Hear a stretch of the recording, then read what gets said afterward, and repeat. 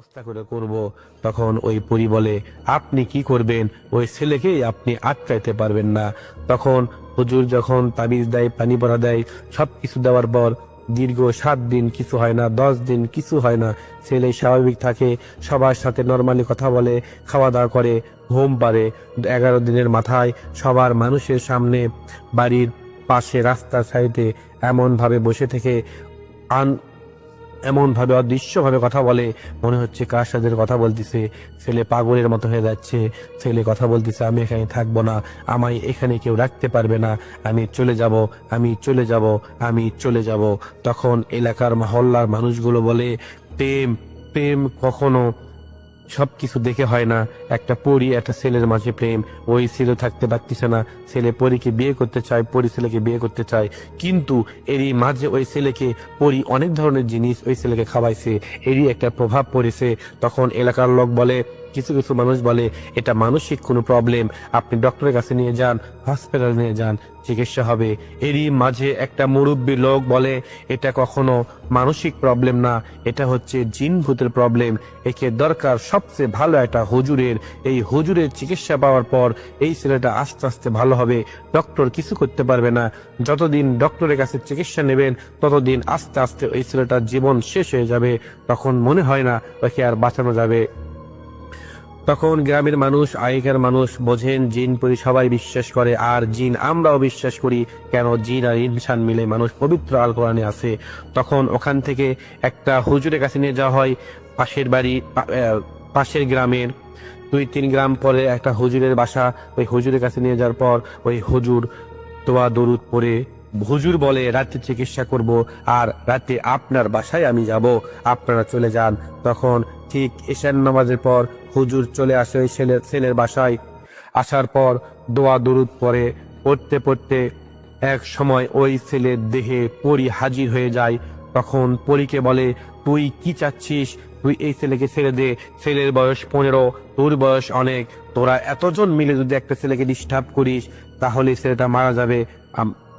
তুই কি চাস একটা জীবন শেষ হয়ে যাক? তখন পরী বলে, আমি চাই না একটা জীবন শেষ হোক, কিন্তু আমি চাই একে বিয়ে করতে। তখন হুজুর বলে, পরী আর জিনের মধ্যে কখনো বিয়ে হয় না, এটা হচ্ছে পাগলামি, তোদের ভুল ধারণা, তোরা তোদের জাতিকে রেখে তোরা আমাদের জাতিকে নিয়ে টানাটানি করিস, এটা কিন্তু ঠিক না। আর পবিত্র কালাম দিয়ে তোকে বন্দি করে আগুন দিয়ে পুড়ে জ্বলে শেষ করে দেব তুই যদি আমার কথা না শুনিস।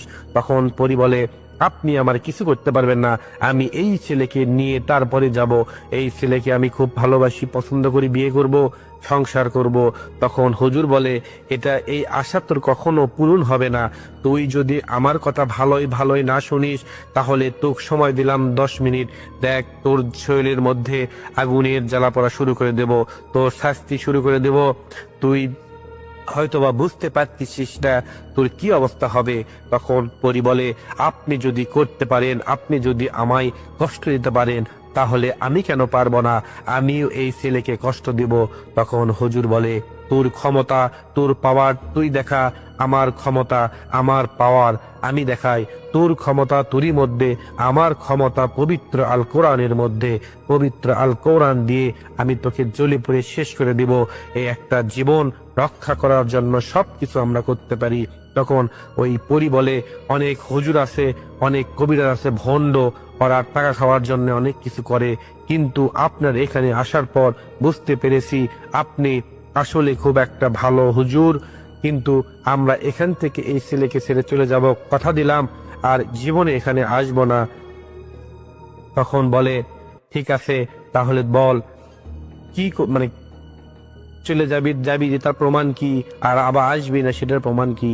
তখন পরী বলে, আমরা হচ্ছে মুসলিম, আপনারাও মুসলিম, আমরাও মুসলিম, আমরা ছেলেকে ভালো লাগছে দেখে এরকম করে আসছিলাম, কিন্তু এরপরে যদি আমি এখানে আসি তাহলে আপনি আমাকে জবাই করেন, বন্দি করে দেন, জ্বালিয়ে পুড়িয়ে শেষ করে দেন, আমার কোনো আফসোস নেই, আমার কোনো নাই, আপনি যা ইচ্ছা সেই শাস্তি দিতে পারেন, আমি আর কখনো কোনো কিছু বলবো না, আপনি দয়া করে আমাদেরকে ছেড়ে দেন, এখান থেকে যাওয়ার ক্ষমতা আমাদের নেই, আমাদের কোনো শক্তি নেই, আমাদের কোনো গুরু নেই, আমরা 5টা বান্ধবী একসাথে থাকি, আমরা যেটাই করি একসাথে করি, আমার ভুল হয়ে গেছে, আমি আর কখনো এখানে আসবো না।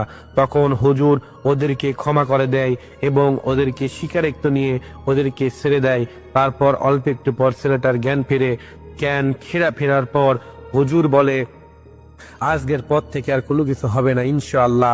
হুজুর কোনো তাবিজ দেয় না, পানি পড়া দেয় এবং কিছু আমল দেয়, বলে এরই পরে কোনো সমস্যা হলে আপনি এখান থেকে এখানে চলে আসবেন ইনশাআল্লাহ, আর না হলে আমি আপনার বাসায় চলে আসব।